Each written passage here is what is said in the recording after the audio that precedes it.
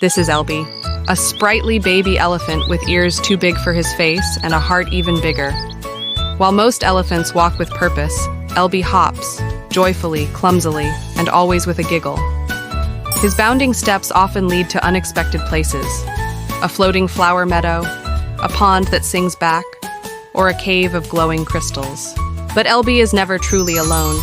Watching over him is Tara, his elder sister, a calm, wise elephant who's learned that love sometimes means letting the little ones fall, then helping them back up.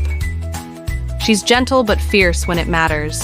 One day, Elbi hops a little too far and accidentally wakes a grumpy old tortoise who guards a forgotten jungle secret. What follows is a heart-thumping chase, a puzzle only siblings can solve, and a friendship that blooms in the most unexpected way. Each episode blends whimsy with warmth, where laughter dances with lessons, and joy hides just behind every tree trunk. Beneath the playful hops are subtle nods to courage, trust, and the quiet strength of family. Elbi's world is more than magic. It's a reminder that even the smallest steps, or hops, can lead to the grandest adventures.